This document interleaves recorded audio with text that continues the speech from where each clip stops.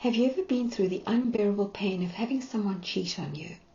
When people cheat in relationships, it can be absolutely devastating. But there are always reasons why people cheat. With an understanding of the reasons why people cheat, you're not only forearmed to look out for the signs, but you can also take measures to prevent cheating from happening in the first place. My name is Shelley, and I'm a specialist relationship coach, helping people all over the world to build healthy relationships and to thrive in love and in connection. Today I'm first going to talk about why people cheat, and then I'm going to give you some really clear pointers on how you can prevent cheating from happening in your relationship. The first thing we're going to talk about is the fact that cheating often happens when the 6 basic human needs aren't being met. The 6 basic human needs are primary driving forces in life, fundamental to every individual in the world, regardless of culture or background. The 6 needs are certainty, variety, significance, love and connection, growth and contribution. If you'd like to read a little bit more about these needs, I'm going to be doing a video called What are the 6 Basic Human Needs soon. So make sure you hit the subscribe button below if you'd like to get an alert about that and about future videos. But for now, we're going to stay focused on how these relate to cheating. People often compromise values such as honesty or integrity, which enable trusting relationships, to get an unmet need fulfilled. If a relationship is lacking in love and connection, they may look elsewhere for it. If their life in general is feeling monotonous or static, another relationship can become that source of much needed variation or for growth. If someone doesn't feel valued or important enough, they may seek significance or contribution outside of their relationship, and so on. I'm now going to explain in detail why poor boundaries can lead people to cheat. Boundaries can neatly be described as the act of taking responsibility for your own thoughts, feelings, and needs, and not taking responsibility for the thoughts, feelings, and needs of others. This definition doesn't suggest that you shouldn't be caring and considerate for those around you. The emphasis here is on the responsibility element.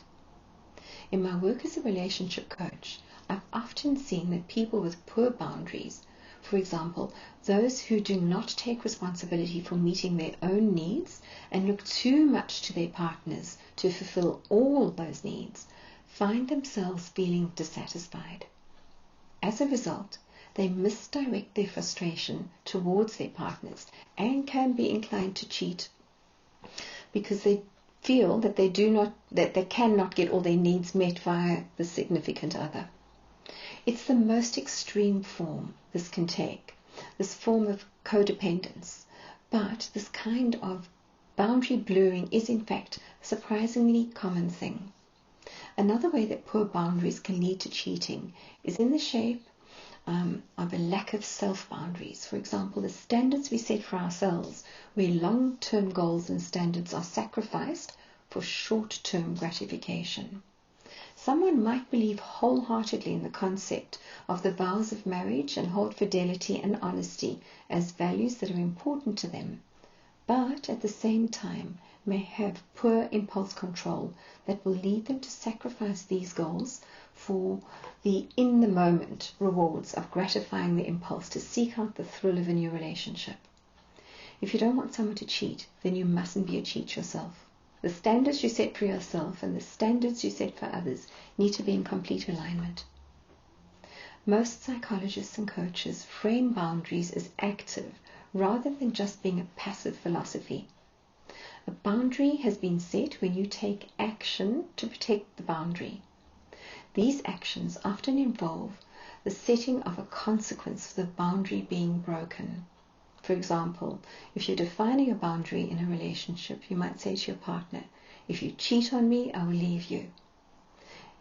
In this clear example, a consequence has been set, and in doing so, you have clearly defined and communicated the boundary.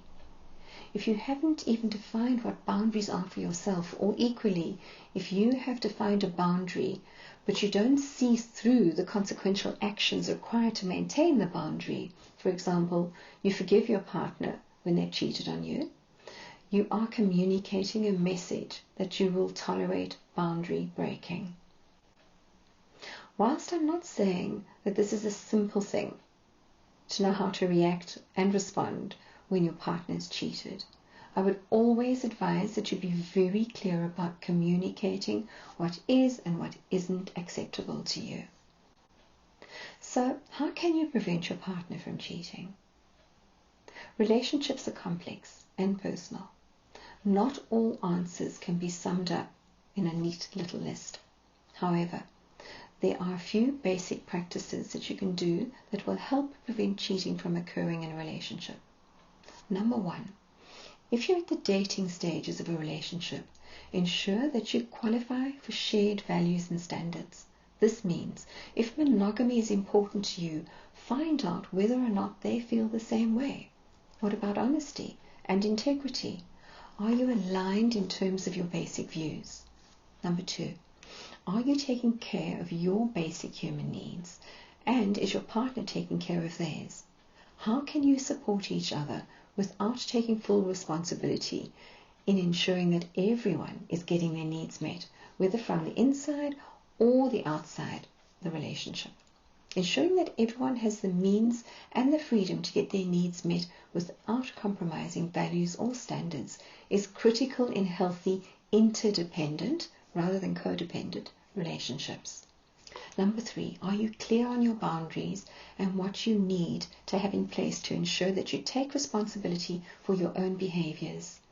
If you're clear about what standards you need to hold yourself to in order to keep working towards your own longer-term goals, you'll find it easier to stay true to these self-boundaries and not let yourself down by sacrificing important goals for in-the-moment short-term gratification.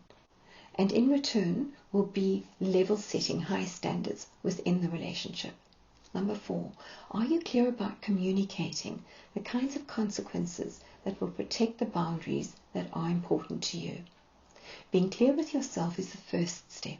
Then communicating these to your significant other is the next step, both important in ensuring that you're in alignment with yourself and your partner. If you're interested in learning more about any of these areas, please do let me know what you'd like to hear more about in the comments below, and I will definitely take this into consideration.